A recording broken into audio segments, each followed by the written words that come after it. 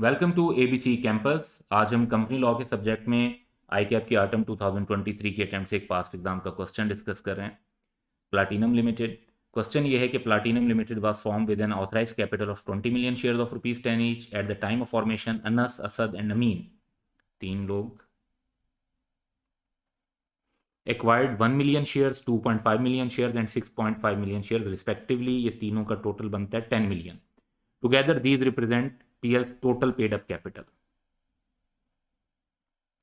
On 2 August 2023, Asad sold 0.5 million shares to Arkham. On 6 September 2023, PL convened an extraordinary general meeting and passed a special resolution to increase its paid up capital and resolved an alteration in its articles of association setting the minimum shareholding requirement for each of the shareholder to 2 million share, कि हर share holder को कम से कम 2 million shares लेने पड़ेंगे।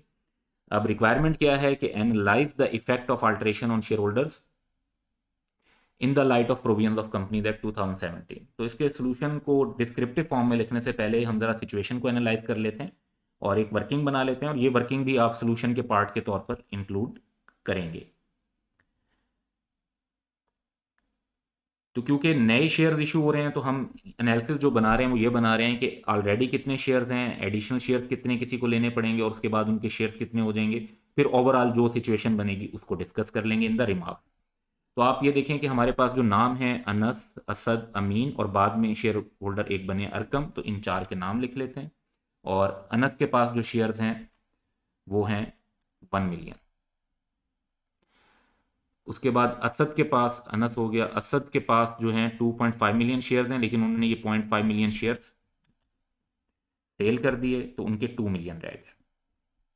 फिर अमीन की बात करें तो उनके पास 6.5 मिलियन शेयर्स हैं, और अरकम को ये वाले 0.5 मिलियन शेयर जो खरीदे हैं वो उनके नाम पर हैं। टोटल अभी भी वही बनेगा 10 मिलियन, क्योंकि 0.5 असद की तरफ से अरकम की तरफ आ गए।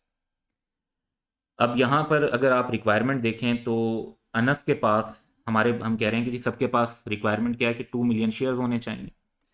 तो अनस के पास तो सिर्फ 1 मिलियन है, तो इनको एडिशनल 1 मिलियन लेने पड़ेंगे। असद के पास ऑलरेडी 2 मिलियन है तो उन्हें नहीं लेने पड़ेंगे, ना अमीन को। अरकम को 1.5 मिलियन और लेने पड़ेंगे, तो 2.5 मिलियन शेयर्स मजीद इशू होने चाहिए, जो इंक्रीज होना चाहिए पेड अप कैपिटल, जिसमें अनस के भी 1 + 1 2 हो जाएंगे, असद के 2 थे 2 ही रहेंगे, अमीन के 6.5 ही रहेंगे, और अरकम के भी 2 हो जाएंगे।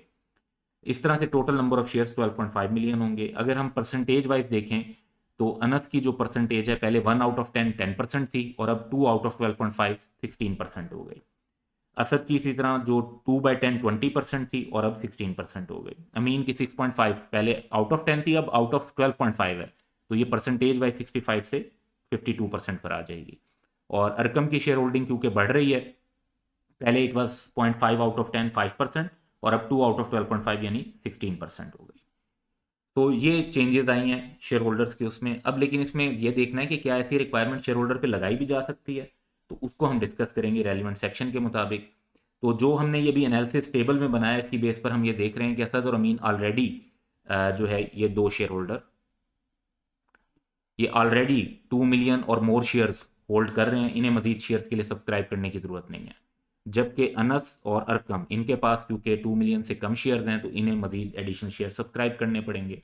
अब इस पर लीगल इशूज क्या आते हैं कि एक्ट ये कहता है, जो सेक्शन 35 है प्रिसाइजली, कि no member shall be obligated by an alteration that requires them to take or subscribe to more shares than they held at the date of the alteration। के अल्ट्रेशन के through आप किसी share holder की obligation नहीं बना सकते कि भाई आप मजीद शेयर खरीदें।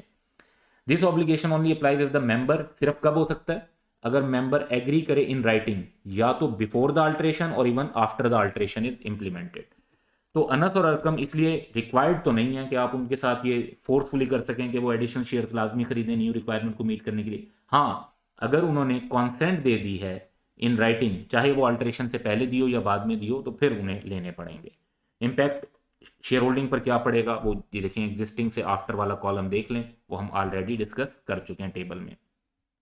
इस एनालिसिस की बेस पर ओवरऑल फिर हम दोबारा वही बात रिपीट कर सकते हैं कि अल्ट्रेशन जो की गई है वो शेयर होल्डर्स को कंपेल तो नहीं कर सकती कि वो एडिशनल शेयर एक्वायर करें मिनिमम थ्रेशोल्ड को पूरा करने के लिए। अलबत्ता अगर उनकी कॉन्सेंट होगी तो फिर ऐसा किया जा सकता है। तो दैट्स ऑल फॉर टुडे।